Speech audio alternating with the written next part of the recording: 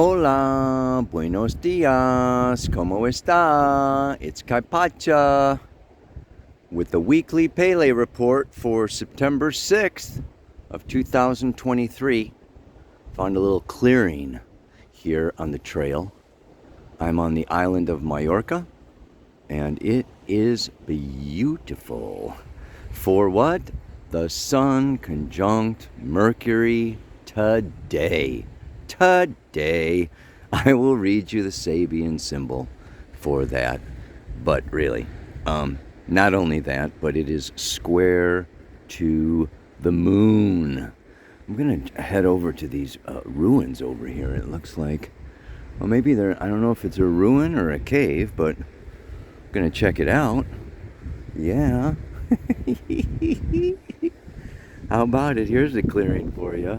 Oh yeah, baby. So, Moon in Gemini, and going to go into Cancer tomorrow, Thursday. Okay, and while there, I mean, just what can I say? She's going to square Neptune. Okay, up there in Pisces, just before she goes into Cancer, because we know Neptune's in late degrees of Pisces. And then on Thursday, she goes in there and trines Saturn up in Pisces, squares Mars over there, okay? And by that time on Friday, what happens? The Sun moves into trine Jupiter. Trine Jupiter. It's going to be really beautiful. It's interesting that by Monday, the Sun goes along and comes into an inconjunct with Chiron. Yes, the wounded healer over there in Aries.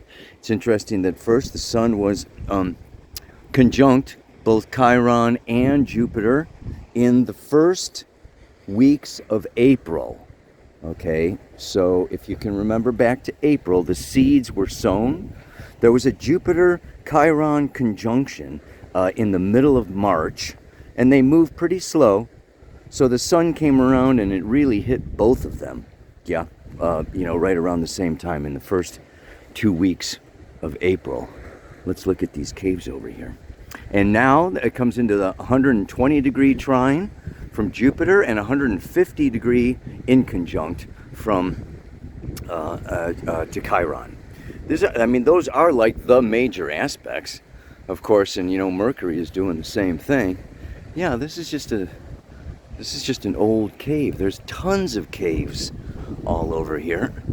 Let's look in there. It goes pretty far back. Maybe it's the cave of Chiron. No, I'm not in Greece anymore. Oh my goodness. Anyway, so yes, the moon by Sunday moves into Leo. And there conjuncts Venus, who just started going direct. And what else is there, Mercury is still retrograde until September 5th. So we're dealing with everything retrograde except for Venus and Mars. Yeah. So let me look at the camera, talk to you about this a little bit. And yeah, that's it. All right, everybody. I get so caught up in the beauty of nature and hiking around here and wanting to swim around here that I forget what I'm going to say on the Pele report. But no, I know what I want to talk about. I want to talk about healing. I want to talk about healing because why? The Sun, Mercury conjunction is in Virgo. Mercury is retrograde in Virgo, the sign of health and healing, in conjunct to Chiron, the planet of the wounded healer, in trine to Jupiter in Taurus. We've got Uranus, Jupiter, Sun, Mercury, Pluto, okay, all in Earth signs. And this Earth is saying, slow down. And all these retrograde planets are saying retreat, slow down. Saturn and Neptune in Pisces are saying let go, slow down. There is a time, and that's what this mantra is about. There's a time to inhale and a time to exhale. A time for yin and a time for yang. A time for doing and a time for being. A time for acting and a time for reflecting, remembering, reorganizing, retreating. And this is one of those times. The moon is, again, she's got her third quarter square today, and then she's going to be waning, going into that final third quarter phase, into the balsamic phase.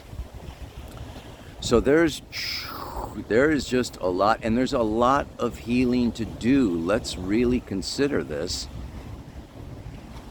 This Venus retrograde descending down into the underworld for 40 days since July 22nd or 23rd, or I mean, it has been this journey down inward to the heart, to the underworld of relationship, of love, of our values, of our ability to love and accept ourselves, and to open to vulnerable, intimate connection and relationship with another.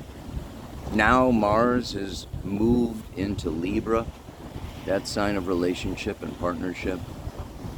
And so when I look at all these aspects put together, and we think back to, okay, April when they were conjunct, now they're coming around for this. What is that in conjunct aspect? It is a health aspect. So this can be a time when you are not really feeling 100%. And what's the call? Well, the Sun trine Jupiter in Taurus is say, listen to your body. Your body is your teacher. Your body connects you. It is the temple of spirit and, yeah, and not so much fiery intuition, okay, Sagittarius, Jupiterian, fiery, but Jupiter is in Earth. So the gut, the belly, this inner feminine, earth, water intuition, and really bringing these two together. I want to read to you this Sabian symbol for the Sun-Mercury conjunction, because it has to do with power, and it also has to do with spirituality, which I want to talk about a little bit. Just what the heck that is, what that means. I think it means some different things to different people. So we've got this Sun-Mercury conjunction happening at the 14th degree of Virgo, an aristocratic family tree, a deep reliance upon the ancestral roots of individual character. Stressed here is the fact that the power available to anyone in a time of crisis and decision has very deep roots in the past, outlined by a series of previous, whether the past of physical ancestry, like your DNA or your childhood conditioning or something like that, or the past outlined by a series of previous embodiments as incarnations, conditioned by some dominant purpose and by the many-phased development of a particular type of complex character. True spontaneity and creativity are always based on a structured sequence of antecedents, if they are at all genuinely spiritual, i.e., and here's his definition of spiritual, if they are able to meet a collective need. Only actions that are necessary even if only in the long run, for meeting such a need can actually be called spiritual. Yeah? So, let me just pop over here for a second. Yeah. So, at this stage, yeah, as it may seem to many people, suggests a technique which, at critical times, must be used. It characterizes the means for true success. One returns to the roots in order to produce the flowering of the personality. If this flower is to bring forth a living seed, root power is essential to seed achievement. So there's a big spiritual movement these days. A moving spirit. And what is this spirit? It's just like, I mean, I think of, Saturn in Pisces, and Pisces is a sign of spirit and divine intelligence, and, this whole thing that is egoless and selfless, and this is spiritual. And it does have to do, there is a certain polarity that we'll say between, yes, spiritual and personal. It's this, again, it can be the inhale, okay, to this personal world where we go down into the feminine, into our roots, into our individuality, into our past lives or our ancestral roots, okay, and then, out of that, we spring, and we take that seed power and we flourish and we blossom. And we give something to the collective. We give something, we participate in the greater whole. So Virgo is this sign where it's a sign of initiation from Leo, self, into Libra and beyond, which is partnership, relationship, a greater whole, society, the cosmos. So we're in this time period now, and this is, integration. Healing is integration. You integrate your chakras. You integrate, your spirit, mind, emotions, and your body will be healthy. And when your body is not healthy, it signals there's something out of alignment with the emotional or the mental or the psychic, spiritual. Yeah? So this is all, this Virgo, it's about healing is integrating. Integrating ourselves brings personal health, and integrating into society, integrating into the whole, is service. It's work. Yeah? It's our job. I mean, what we're giving, what we are serving, what we are really bringing forward. So it's almost like I feel like we're at this time period right now where it's almost as if this Venus retrograde, is just like, and then she stations, okay, sits still, is about to go forward, is about to rise in the eastern sky with that Martian Aries energy of the warrior goddess. And we're in these final couple weeks of the sun moving through Virgo in preparation for really coming out. So it's time to go in, it's time to tap in and understand and feel intuitively when to act and when to be still. I know when I was a Waldorf school teacher, Rudolf Steiner said that education is just teaching the children how to breathe. That's all you're doing as a teacher, is teaching the kids how to breathe. Yeah? How to inhale and how to exhale, right? How to take in and this is what the mantra is about today, okay, right? It's just not, it's learning when, how, and why. We've got 3 things going on here. So the timing is one thing, okay?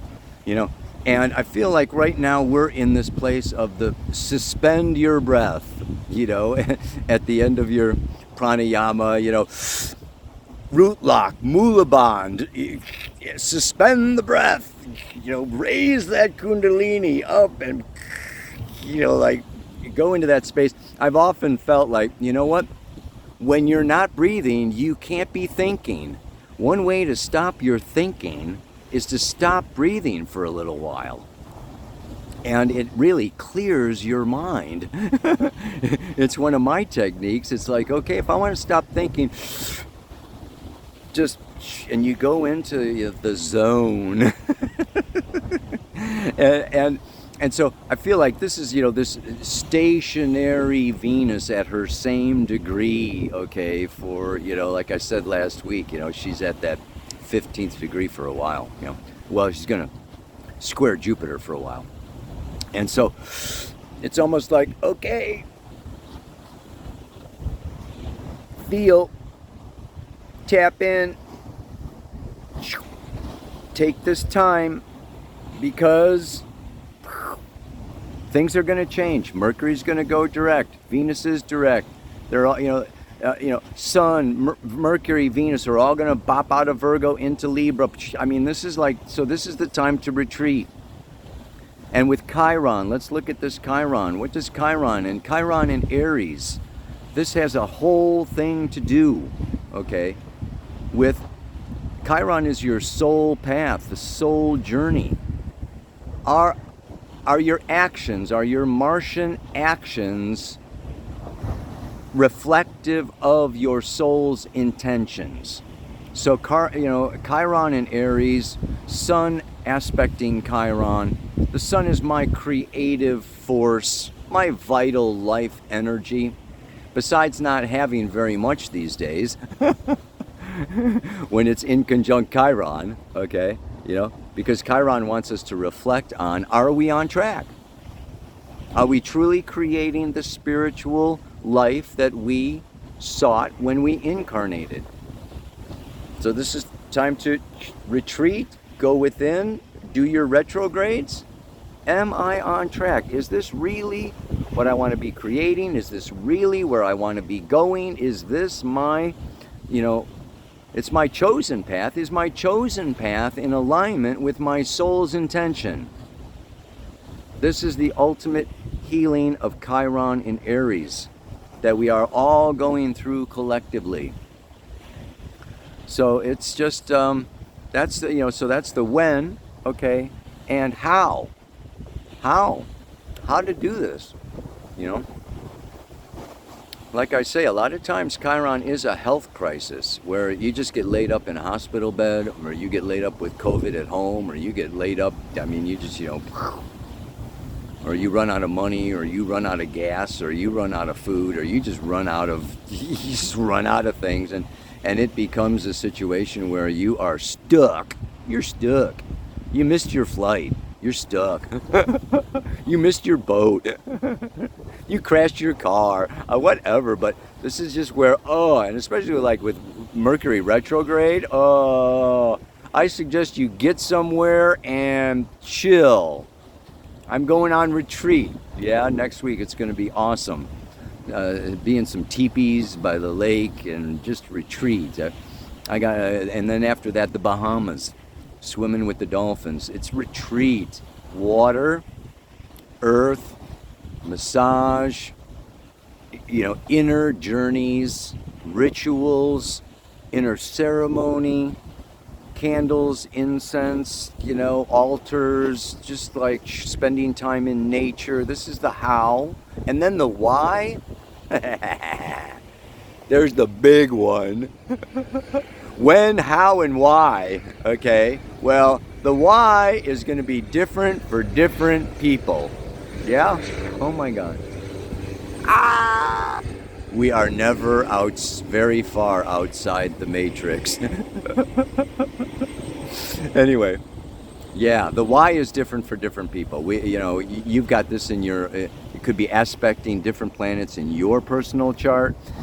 Can be in a different house, okay, 12 different houses, 12 different people, depending on how old you are. It can be your Chiron square, your Chiron opposition, your Chiron return around age 51. So there can be a whole lot that's you do the when and you do the how, and then you go inward to find out the why. Yeah. So the mantra for this week, yeah. There's a time to advance and a time to retreat, like the waves upon the sea, on the shore. Did you see yeah, I captured a little bit at the, what do they call that, the prologue, the beginning. Got 14 seconds of kaboosh. Those waves were advancing and retreating pretty fast. Yeah, okay. I'll start over. There's a time to advance and a time to retreat, like waves upon the shore. Learning when, how, and why is what I came here for. We're in the school of planet Earth, folks. Okay? We're infinite spiritual beings. We're having these earthly experiences, and it is about just really coming more and more into self-awareness, self-discovery. That's what evolution is. That's what it is about, and it's got to keep on going. Every experience is bringing you closer to your home. I'm getting closer to my home. Do, do, do, do, do, do, do, do. There's our song for this week. Whoosh! I was wondering what that was going to be. Over at the beach, I heard Hallelujah. Leonard Cohen's Hallelujah. I thought that might be it, but I like this one. I'm getting closer to my home. I forget who did it, but I will find it. And of course, I put the link for that below in the YouTube notes. You hit see more, and you got all the links for my newsletter, for my school, for my workshops coming up, for my Spotify channel, where I've got all my songs from the Pele Report.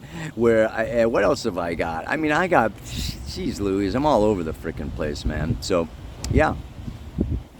I write more in those notes, anything that I forgot to say, and then in the newsletter, I write more on top of that. You should sign up for the newsletter to get the whole shot. And I hope to see you in the Bahamas. I'm also coming to Florida. If you can't make it out to see the dolphins and you want to really get into the deep stuff of Scorpio, Pluto, and the 8th house, and do some taboo tantra shadow work with myself and Brandy Joy, come on down to Florida. Yeah, that one there's only a couple weeks left for registration on that one. It'd be good to jump on it. And there's a sale going on for the Bahamas that is this week.